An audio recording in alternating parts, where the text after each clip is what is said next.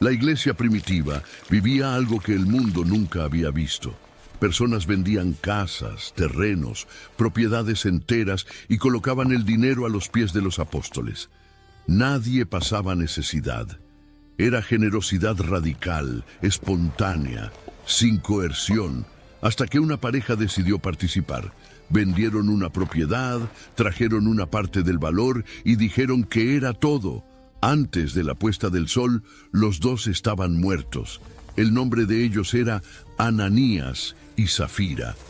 Vivían en Jerusalén, formaban parte de la comunidad que crecía en torno a los apóstoles, y por lo que el texto bíblico indica, tenían recursos considerables.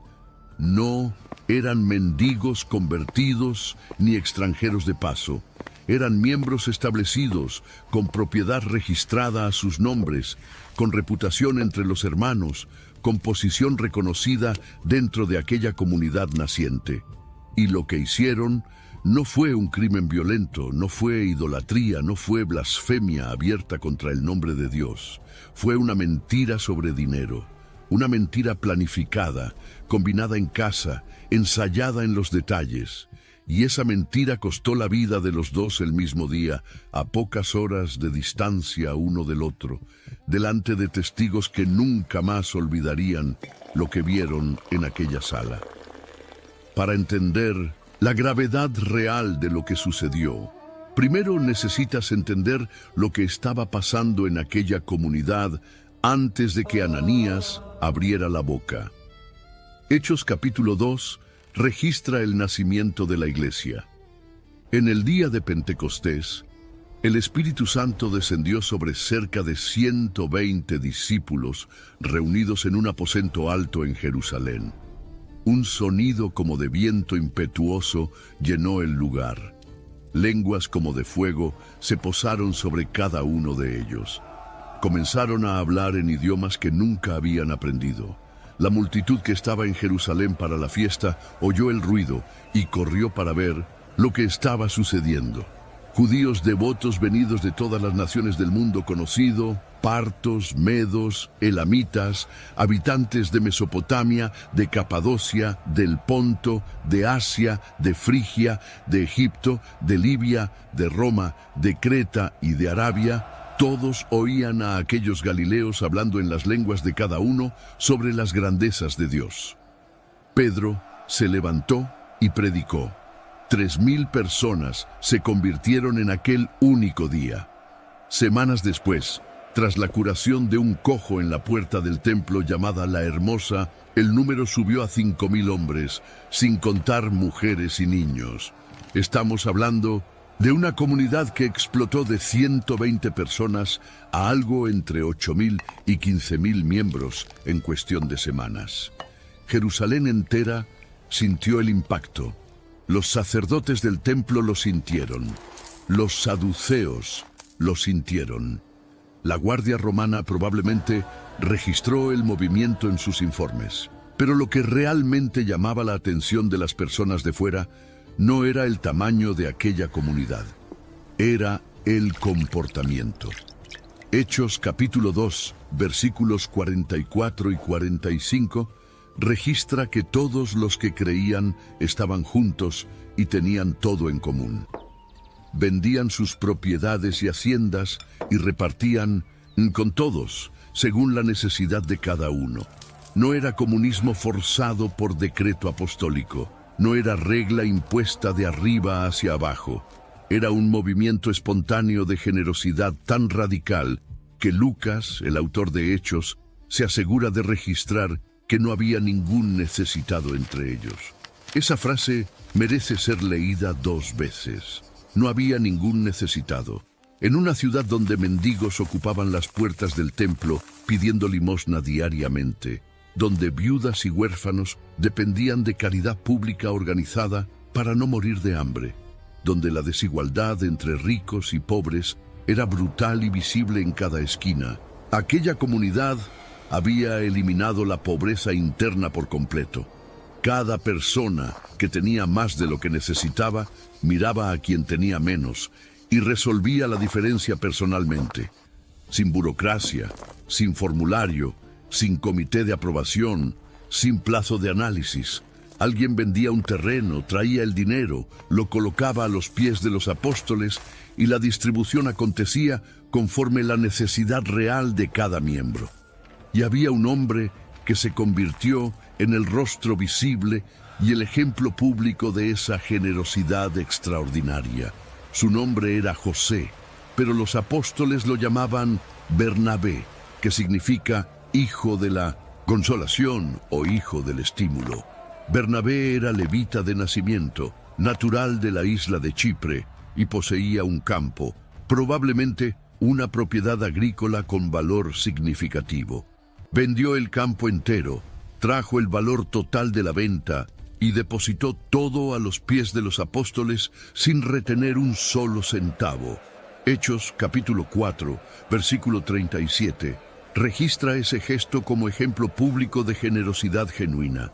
Bernabé no se quedó con nada para sí, no separó un porcentaje para emergencias personales, no guardó una reserva discreta para el futuro, no condicionó la donación a ningún reconocimiento formal. Entregó todo, y la comunidad vio, la comunidad admiró, la comunidad celebró públicamente. Su nombre quedó marcado en la memoria colectiva como sinónimo de generosidad sin reservas. Es exactamente aquí donde Ananías y Zafira entran en la narrativa. Y es aquí donde el desastre comienza a formarse silenciosamente, porque la motivación de ellos no era la misma que la de Bernabé. Ananías vio lo que Bernabé hizo. Vio la reacción de la comunidad al gesto de él. Vio el respeto instantáneo, la admiración abierta, el estatus espiritual elevado que venía junto con la entrega total. Y quiso la misma reacción para...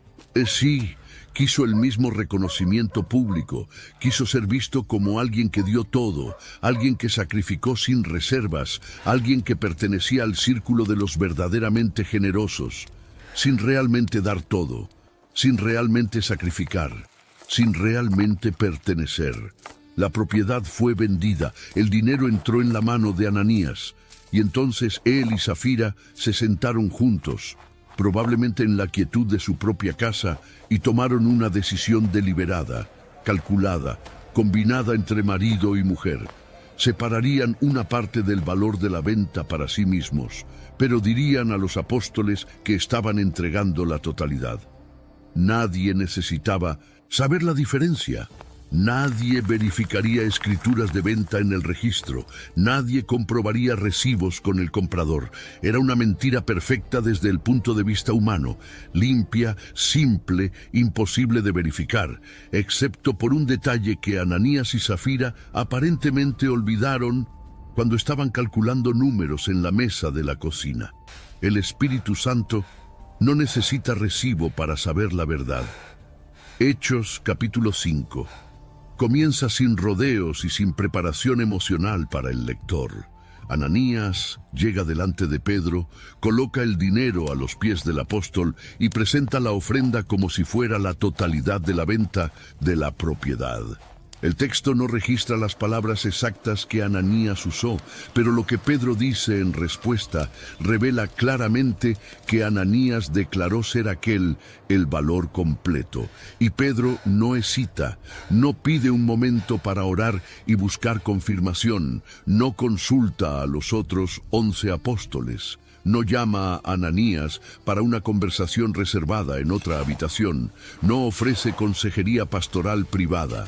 Mira directamente a Ananías y habla con una dureza que debió haber cortado el aire de aquella sala como una cuchilla. Ananías, ¿por qué llenó Satanás tu corazón para que mintieses al Espíritu Santo y retuvieses parte del precio de la propiedad? Reteniéndola, ¿no se te quedaba a ti? Y vendida, ¿no estaba en tu poder? ¿Por qué pusiste esto en tu corazón? No has mentido a los hombres, sino a Dios. Dos cosas son absolutamente devastadoras en esas palabras de Pedro. Primera, Pedro deja claro, sin margen para ambigüedad, que Ananías no estaba obligado a vender la propiedad. El terreno era suyo. podía quedárselo por el resto de su vida sin que nadie cuestionara su fe o su posición en la comunidad. Y aun después de vendido, el dinero seguía siendo suyo. Podía dar la mitad, un tercio, 10%, 5% o absolutamente nada. Nadie exigía donación integral. La comunidad no tenía regla escrita ni verbal obligando entrega total. Bernabé dio todo porque quiso, movido por el Espíritu, no porque alguien lo forzó o porque existía presión institucional. Si Ananías hubiera llegado delante de Pedro y dicho con honestidad que vendió la propiedad por determinado valor y estaba donando una parte, nadie habría cuestionado, nadie habría mirado con desprecio, nadie habría cuchicheado en los rincones. La generosidad parcial y honesta seguía siendo generosidad genuina a los ojos de aquella comunidad. El pecado nunca fue retener una parte del dinero. El pecado fue fingir que no retuvo. Segunda cosa devastadora. Pedro no dice que Ananías le mintió a él personalmente. No dice que mintió a los apóstoles como grupo. No dice que mintió a la comunidad reunida. Dice que mintió al Espíritu Santo. Dice que mintió a Dios. Eso cambia completamente la naturaleza jurídica y espiritual de la ofensa. No era un fraude administrativo entre miembros de una organización. No era una estafa financiera contra una institución. No era deshonestidad común entre personas que podría resolverse con confrontación y reconciliación.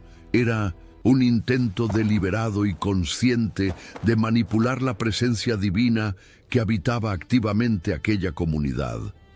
Ananías miró al Espíritu Santo operando visiblemente a través de los apóstoles, produciendo sanidades, liberaciones, profecías y discernimiento sobrenatural, y pensó que podía engañarlo, como se engaña a un funcionario del registro que sella papeles sin leer el contenido. Esa es la esencia de lo que Pedro llama tentar al Espíritu. No es simplemente contar una mentira. Es probar si Dios realmente está allí, si realmente ve lo que sucede entre bastidores, si realmente le importa la diferencia entre apariencia y verdad. Es apostar toda tu existencia en la hipótesis de que la presencia divina es decorativa, no operacional. Lo que sucede a continuación es registrado por Lucas en una única frase seca y aterradora que no ofrece ningún amortiguamiento emocional al lector. Hechos, capítulo 5, versículo 5. Al oír Ananías estas palabras, cayó y expiró, sin juicio prolongado, sin segunda oportunidad ofrecida, sin oración de intercesión de los apóstoles, sin imposición de manos para sanidad o restauración, sin tiempo para arrepentimiento, sin apelación a tribunal alguno. Ananías oyó las palabras de Pedro, cayó al suelo y dejó de respirar instantáneamente delante de todos los que estaban en aquella sala.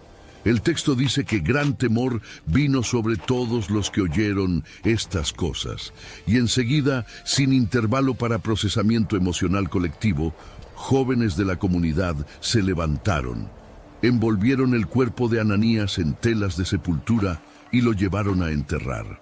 La velocidad del entierro es chocante para la sensibilidad moderna occidental, pero en la cultura judía del primer siglo, el entierro rápido era práctica estándar y respetuosa, especialmente en casos de muerte repentina o violenta. Los cuerpos no quedaban expuestos por periodos largos, pero la ausencia completa de luto prolongado, de preparación ceremonial, elaborada, de periodo formal de lamentación pública, de discursos fúnebres en honor del fallecido, todo eso sugiere algo que iba mucho más allá de la costumbre cultural. Aquella muerte no era natural y todos lo sabían. Nadie en la sala cuestionó la causa. Nadie protestó contra Pedro. Nadie acusó al apóstol de violencia o de abuso de autoridad espiritual. El temor era demasiado grande, demasiado pesado, demasiado real para cualquier reacción que no fuera silencio absoluto y obediencia inmediata. Y entonces viene la parte más angustiante y más humanamente dolorosa de toda la narrativa. 3 horas pasan. Safira no sabe nada. Nadie fue a avisarle. Nadie corrió hasta su casa para contarle que el marido había caído muerto en el suelo después de ser confrontado públicamente por Pedro. Nadie mandó un mensajero. Nadie tocó la puerta. 3 horas enteras de silencio. Y lo que Safira estaba haciendo durante esas 3 horas es algo que el texto bíblico no revela, pero que la imaginación llena con facilidad perturbadora. Probablemente estaba en casa, cuidando de tareas domésticas, esperando que Ananías volviera con la noticia de que la ofrenda había sido recibida con gratitud, de que Pedro había agradecido personalmente, de que los otros miembros habían comentado sobre la generosidad impresionante de la pareja. Tal vez estaba preparando una comida para cuando el marido llegara. Tal vez estaba ensayando mentalmente la humildad modesta y falsa que exhibiría cuando vecinos y amigos de la comunidad comentaran sobre la donación total que habían hecho. Y entonces ella entra en aquella sala. Camina hasta el lugar donde Ananías estuvo 3 horas antes. Mira a su alrededor buscando el rostro del marido. No lo encuentra. Encuentra a Pedro mirándola directamente. Pedro la recibe con una pregunta directa que funcionaba simultáneamente como prueba y como puerta de salida. Dime, ¿vendisteis por tanto aquella propiedad? Y Safira, sin la menor sospecha de que el marido ya estaba muerto y sepultado a menos de 300 metros de allí, confirma la mentira con naturalidad ensayada. Sí, por tanto, la misma mentira, el mismo valor falso, el mismo acuerdo que habían combinado entre sí, probablemente en la quietud de su propia casa, la noche anterior o esa misma mañana, calculando números con cuidado, ensayando respuestas para preguntas posibles, ajustando detalles para que la historia fuera convincente. Y Pedro responde con palabras que debieron haber helado la sangre de absolutamente todos los presentes en aquella sala. ¿Por qué convinisteis en tentar al Espíritu del Señor? He aquí a la puerta los pies de los que han sepultado a tu marido, y te llevarán también a ti. La frase es quirúrgica en su precisión y devastadora en su implicación. Pedro no dice que va a matarla, no pronuncia sentencia formal de muerte, no levanta la voz en tono de condenación judicial, no gesticula, no dramatiza, no performa autoridad. Simplemente anuncia lo que está a punto de suceder, como si la consecuencia ya estuviera en movimiento irreversible, antes incluso de que él terminara de hablar. Las palabras funcionan como diagnóstico médico terminal, no como decreto ejecutivo. Pedro no ejecuta el juicio. Pedro revela lo que ya está sucediendo, y la revelación por sí sola carga peso suficiente para aplastar. Safira cae a los pies de Pedro. Muere en el mismo instante. Los mismos jóvenes que enterraron a Ananías 3 horas antes vuelven a aquella sala, encuentran el segundo cuerpo en el mismo lugar y la llevan a sepultar al lado del marido. 2 muertes, 3 horas de intervalo, misma causa, misma mentira, mismo lugar, mismo destino final. El silencio que tomó cuenta de aquella sala y de aquella comunidad en las horas siguientes debió haber sido de una densidad casi física. Pone en perspectiva lo que aquellas personas estaban tratando de procesar emocional y teológicamente en aquel momento. Semanas antes, habían vivido y presenciado milagros extraordinarios que transformaron sus vidas. Cojos que nunca habían dado un paso caminando y saltando en la puerta hermosa del templo. Sanidades en masa sucediendo en las calles estrechas de Jerusalén. Lenguas sobrenaturales de fuego descendiendo sobre sus cabezas en el aposento alto el día de Pentecostés. 3.000 personas transformadas radicalmente por un único sermón de Pedro. La presencia, de Dios era real, tangible, poderosa, gloriosa y maravillosa, y ahora, de repente, sin aviso previo, esa misma presencia había matado a 2 de sus propios miembros, no por persecución externa de los romanos, no por ataque coordinado de los soldados del templo, no por conspiración de los saduceos o fariseos, sino por una mentira contada dentro de la propia comunidad, por 2 de sus propios hermanos. La presencia que sanaba también ejecutaba. El espíritu que consolaba y animaba también confrontaba y juzgaba. Y nadie allí dentro, absolutamente nadie, podía fingir que no había visto con sus propios ojos lo que sucedió en aquel suelo. Hechos capítulo 5, versículo 11, resume la reacción colectiva en una única frase cargada de peso teológico. Y vino gran temor sobre toda la iglesia y sobre todos los que oyeron estas cosas.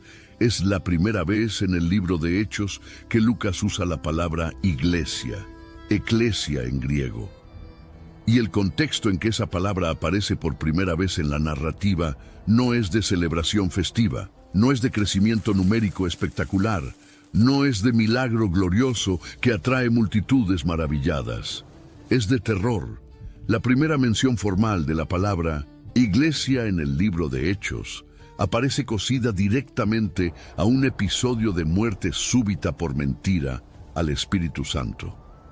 Lucas, médico de formación rigurosa e historiador de precisión reconocida, sabía exactamente lo que estaba haciendo al posicionar esa palabra en ese contexto específico. No es accidente editorial. Es teología destilada en una única frase estratégicamente colocada. Pero existe una capa más profunda en esta historia que la mayoría de los análisis superficiales ignora completamente o trata con prisa. ¿Qué estaba verdaderamente en juego en aquella sala cuando Ananías abrió la boca para presentar su ofrenda fraudulenta? La respuesta exige que consideres el momento histórico con precisión quirúrgica. La iglesia tenía pocas semanas de existencia formal. Se estaba formando como entidad espiritual y social, como comunidad con identidad propia, separada progresivamente del judaísmo institucional, del templo y de la sinagoga. Aún no tenía estructura organizacional formal, aún no poseía escrituras del Nuevo Testamento compiladas, aún no contaba con tradición teológica acumulada a lo largo de generaciones. Aún no tenía concilios ecuménicos definiendo doctrina, credos, formalizando creencias, ni denominaciones, estructurando gobernanza. Todo lo que aquella comunidad tenía como fundamento era la presencia activa y verificable del Espíritu Santo y la autoridad personal de los 12 apóstoles como testigos oculares directos de la vida, las enseñanzas, la muerte, la resurrección y la ascensión de Jesucristo. En ese contexto frágil, vulnerable y absolutamente fundacional, una mentira exitosa habría tenido consecuencias catastróficas que iban mucho más allá de una pareja deshonesta tratando de impresionar a vecinos. Si Ananías y Zafira hubieran logrado engañar a los apóstoles sin ser detectados, si el fraude hubiera pasado desapercibido y fuera aceptado como ofrenda genuina, el mensaje implícito que se habría esparcido silenciosamente por toda la comunidad habría sido devastador y corrosivo. El Espíritu Santo puede ser engañado por cualquiera con un plan mínimamente elaborado. Los apóstoles no poseen discernimiento sobrenatural real, solo autoridad simbólica y reputacional. La comunidad funciona en base a la confianza ciega entre miembros, sin ninguna verificación espiritual genuina operando entre bastidores. Y si ese mensaje se hubiera esparcido y consolidado como percepción colectiva, la iglesia entera habría nacido sobre un fundamento de ilusión. La autoridad apostólica se habría convertido en teatro religioso bien escenificado. el Espíritu Santo se habría convertido en concepto teológico abstracto en vez de presencia viva, activa y operante en medio de aquella gente. Y la generosidad radical que sostenía materialmente a la comunidad entera se habría transformado en competencia vacía de apariencias, donde cada miembro donaba para ser visto y admirado, no para suplir necesidad real de hermanos en dificultad. La muerte de Ananías y Zafira no fue solo castigo retroactivo por un pecado ya cometido, fue prevención quirúrgica, preventiva y estratégica. Dios estaba cauterizando una infección espiritual letal antes de que se esparciera por el cuerpo entero de la iglesia naciente y la destruyera por dentro, y el instrumento elegido para esa cauterización fue el más brutal y el más inequívoco posible. Muerte inmediata, sin proceso, sin apelación, sin atenuantes, sin mediación pastoral, sin período de arrepentimiento negociado, delante de múltiples testigos oculares, para que absolutamente nadie en Jerusalén, dentro o fuera de aquella comunidad, tuviera la menor sombra de duda sobre lo que había sucedido y sobre el motivo exacto por el cual sucedió. Existe un paralelo en el Antiguo Testamento que ilumina este episodio con claridad perturbadora y que demuestra un patrón divino consistente a lo largo de siglos. Cuando el tabernáculo de Moisés fue inaugurado en el desierto del Sinaí, la gloria visible de Dios descendió y fuego sobrenatural consumió la ofrenda que estaba sobre el altar de bronce. El pueblo entero de Israel, cientos de miles de personas, cayó simultáneamente con el rostro en el suelo ante aquella manifestación de poder. Era el inicio oficial de la adoración formal e institucional de Israel como nación sacerdotal. Y enseguida, casi inmediatamente, dos hijos de Aarón, el sumo sacerdote, llamados Nadab y Abiú, ofrecieron fuego extraño delante del Señor, algo que Dios no había ordenado ni autorizado en las instrucciones detalladas del tabernáculo. Levítico capítulo 10 registra el resultado con la misma sequedad clínica que Lucas usaría siglos después en Hechos. Fuego salió de la presencia del Señor y los consumió. Murieron delante del Señor, allí mismo, dentro del tabernáculo recién inaugurado, delante del Padre de ellos y de toda la congregación de Israel. Mismo patrón en ambos casos, inicio de algo nuevo y sagrado inaugurado con manifestación gloriosa de Dios, seguido inmediatamente por muerte de quien profanó ese inicio con acción no autorizada. Moisés dijo a Aarón, después de la muerte de los dos hijos de él, una frase que atraviesa los siglos y resuena directamente, casi palabra por palabra en esencia, en el episodio de Ananías y Zafira. Esto es lo que el Señor dijo, mostrando que seré santificado en los que se acercan a mí y seré glorificado delante de todo el pueblo. Y la reacción de Aarón ante esas palabras, ante los cuerpos de sus dos hijos siendo cargados hacia afuera del tabernáculo, es registrada por Moisés en dos palabras hebreas que cargan el peso del universo entero. Aarón cayó, no protestó contra Dios, no cuestionó la justicia de la sentencia, no debatió proporcionalidad, no exigió explicación detallada, cayó. Porque entendía algo que la mente moderna, acostumbrada a negociar consecuencias y relativizar todo, resiste profundamente en aceptar. La proximidad con Dios no elimina el riesgo, lo amplifica exponencialmente. Cuanto más cerca estás de la presencia, cuanto más acceso directo tienes a lo sagrado, más peso y más consecuencia carga cada gesto, cada palabra pronunciada, cada intención escondida en el fondo del corazón. Los hijos de Aarón estaban dentro del tabernáculo, el lugar más santo de la tierra en aquel momento. Ananías y Safira estaban dentro de la iglesia primitiva, la comunidad más saturada de la presencia del Espíritu Santo que el mundo había visto jamás. En los dos casos, separados por más de 1400 años de historia, la profanación vino desde adentro, no desde afuera. Y en los dos casos, la respuesta divina fue inmediata, fatal, pública y permanentemente registrada en las Escrituras como advertencia para todas las generaciones siguientes. Pedro sabía todo eso. Conocía las Escrituras hebreas profundamente. Cuando confrontó a Ananías en aquella sala, sus palabras revelan que no estaba improvisando una reacción emocional ni reaccionando por impulso personal ofendido. Estaba operando con discernimiento sobrenatural directo y en tiempo real.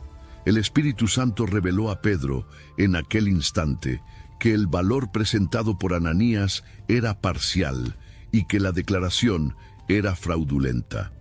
Pedro no investigó previamente, no contrató auditor, no consultó testigos de la transacción inmobiliaria, no verificó registros públicos de venta, simplemente sabía. Y sabía porque el mismo espíritu que Ananías intentó engañar estaba habitando activamente en Pedro en aquel exacto momento, operando a través de él con precisión absoluta. La ironía es brutal y completa. Ananías intentó mentir al Espíritu Santo y fue inmediatamente confrontado por el Espíritu Santo, operando a través del hombre que estaba parado justo frente a él, mirándolo a los ojos. Y aquí surge el detalle más perturbador y más humanamente doloroso de toda la narrativa. Safira tuvo oportunidad real y concreta de salvarse. 3 horas separaron las dos muertes. 3 horas enteras, 180 minutos, tiempo suficiente para reflexión, para arrepentimiento, para cambio de decisión. Cuando Pedro preguntó directamente a Safira si el valor declarado era aquel, estaba ofreciendo una salida visible y clara. Era una puerta abierta, una invitación implícita a la verdad. Si Safira hubiera dicho la verdad en aquel instante, si hubiera admitido con honestidad que el valor presentado era parcial, si hubiera confesado que ella y el marido habían combinado la mentira entre sí, el desenlace podría haber sido completamente diferente. El texto bíblico sugiere fuertemente esa posibilidad por la propia estructura de la escena. Pedro no condenó a Safira antes de preguntar. Le dio oportunidad clara, directa e inequívoca de romper el pacto de mentira. Pero Safira eligió mantener el acuerdo hecho con el marido muerto en vez de hacer acuerdo con el Dios vivo que estaba en aquella sala. Eligió la lealtad a lo combinado humano en vez de la honestidad ante lo divino. Y pagó exactamente el mismo precio que Ananías había pagado 3 horas antes. Y la comunidad alrededor de aquel evento no era pequeña ni aislada. Estimaciones académicas basadas en los números proporcionados por el propio libro de Hechos colocan a la iglesia de Jerusalén, en aquel periodo, entre 8.000 y 15.000 miembros activos. En una ciudad cuya población total era estimada por los historiadores entre 40.000 y 80.000 habitantes permanentes, eso significaba que algo entre 10 y 20% de toda la población de Jerusalén estaba directamente ligada a aquella comunidad cristiana naciente.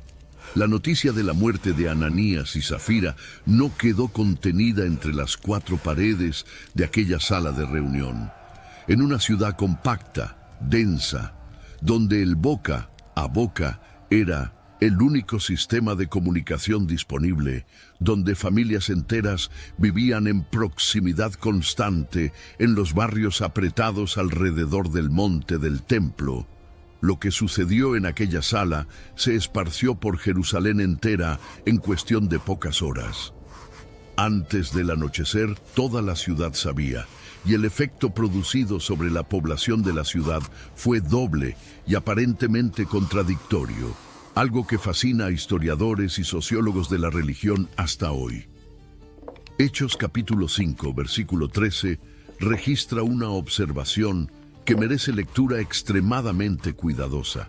De los demás, ninguno se atrevía a juntarse con ellos, pero el pueblo los tenía en gran estima. Presta atención a la tensión contenida en esa frase. Nadie de fuera se atrevía a entrar en aquella comunidad, pero todos de fuera la admiraban profundamente. No era rechazo por desprecio, era distancia por reverencia mezclada con temor genuino. La comunidad cristiana se convirtió en algo que atraía y repelía simultáneamente, como un fuego que calienta e ilumina, pero que también quema a quien se acerca sin respeto.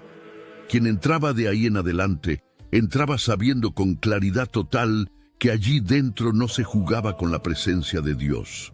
Quien se quedaba fuera, se quedaba no por indiferencia u hostilidad, sino por conciencia aguda de que aquel lugar exigía algo que no todos estaban dispuestos a ofrecer. Autenticidad total, sin reservas escondidas, sin actuaciones ensayadas, sin máscaras sociales. Y las señales sobrenaturales no disminuyeron después de aquel episodio traumático. Al contrario, enseguida, Hechos registra que muchas señales y prodigios eran hechos entre el pueblo por las manos de los apóstoles con intensidad renovada.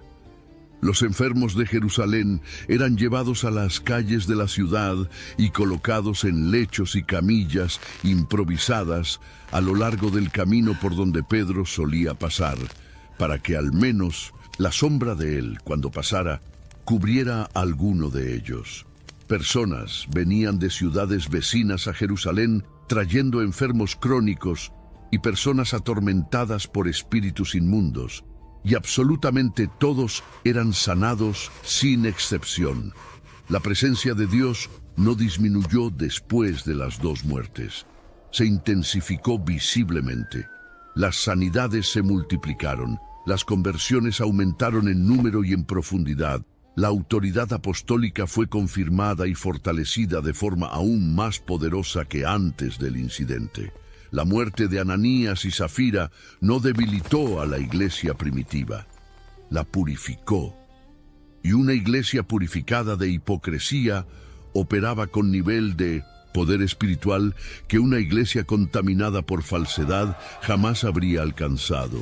Y hay un detalle textual adicional que estudiosos del Nuevo Testamento en griego observan con atención especial y que revela la intencionalidad literaria y teológica de Lucas como autor.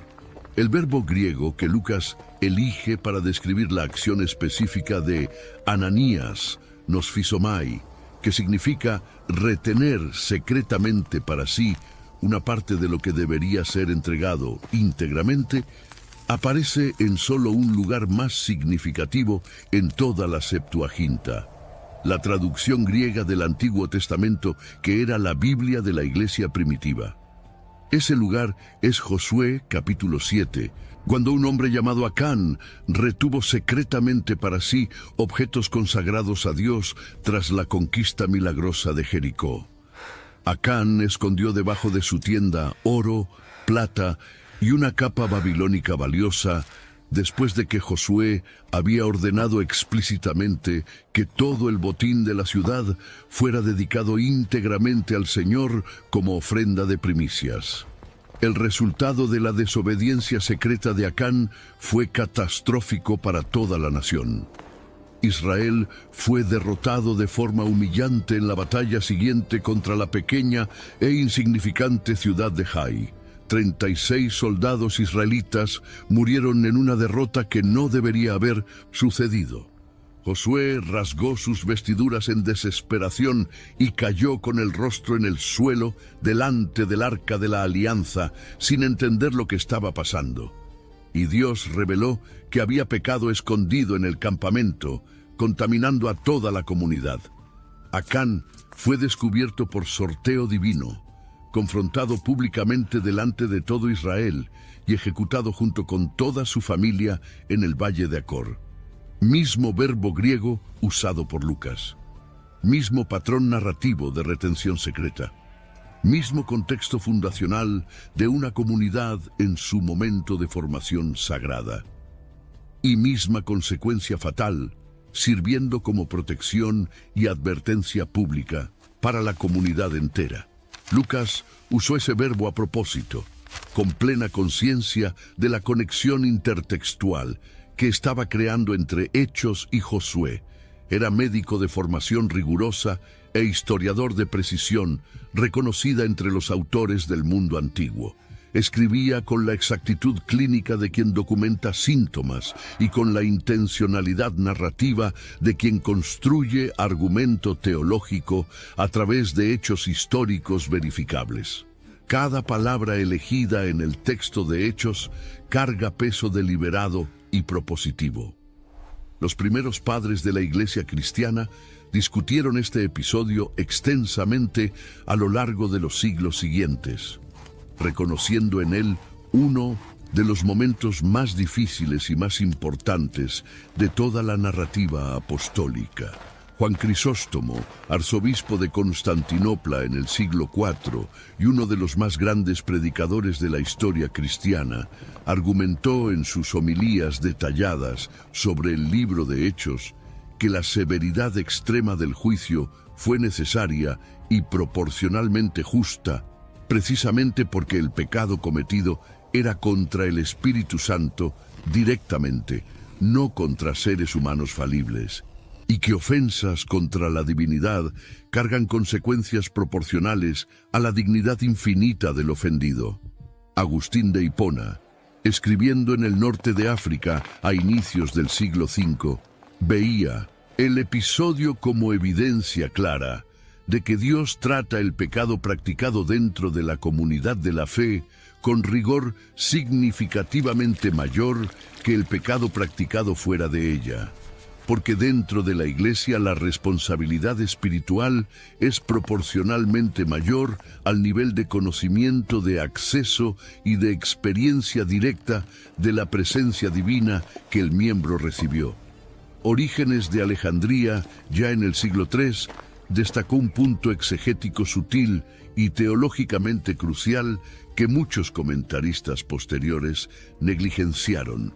Pedro no pronunció sentencia formal de muerte contra ninguno de los dos. En ningún momento el apóstol dijo, muere o yo te condeno a muerte. Pedro solo reveló la verdad sobre lo que habían hecho y anunció la consecuencia que ya estaba en curso. Fue el propio Dios quien ejecutó el juicio de forma directa y soberana. Pedro funcionó como espejo que reflejó la realidad, no como juez que decretó la sentencia.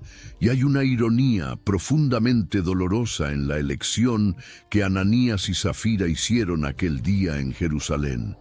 Ellos querían ser vistos como generosos. Querían el reconocimiento público y el estatus espiritual elevado que Bernabé recibió cuando entregó todo.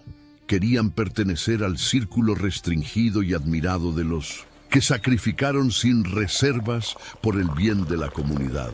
Querían el aplauso espiritual colectivo sin pagar el precio integral de la autenticidad. Pero al mentir, se excluyeron de aquella comunidad de forma permanente, irreversible e histórica. No solo por la muerte física instantánea, sino por la marca indeleble que dejaron en la memoria colectiva de la Iglesia Universal por todos los siglos siguientes. It's crunch time at work and you need to bring wings to your workday.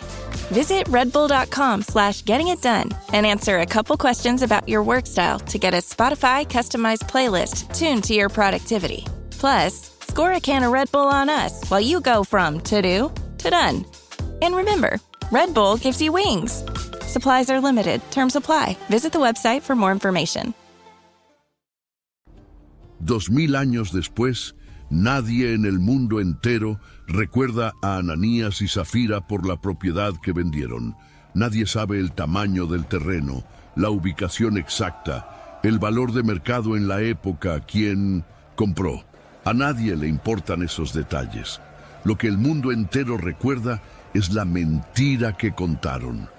el gesto de generosidad que planificaron cuidadosamente como tarjeta de presentación espiritual se transformó en la advertencia más famosa, más citada y más estudiada de toda la historia de la Iglesia sobre el costo real e innegociable de la hipocresía religiosa. Y el dinero retenido, aquella porción específica que escondieron para sí mismos con tanto cuidado y tanto cálculo, desapareció completamente de la narrativa bíblica como si nunca hubiera existido. El texto de Hechos no dice qué sucedió con aquel valor después de las muertes. Nadie heredó oficialmente. Ningún apóstol reclamó la diferencia de vida. Ningún miembro de la comunidad fue designado para rastrear y recuperar el monto faltante.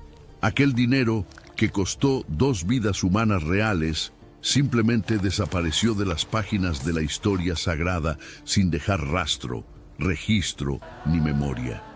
El valor que Ananías y Zafira consideraron importante lo suficiente para arriesgar una mentira deliberada delante del Espíritu Santo se volvió absolutamente irrelevante, completamente insignificante, totalmente olvidado en el exacto instante en que sus cuerpos tocaron el suelo de aquella sala. Nadie jamás supo cuánto era exactamente. A nadie jamás le importó descubrirlo.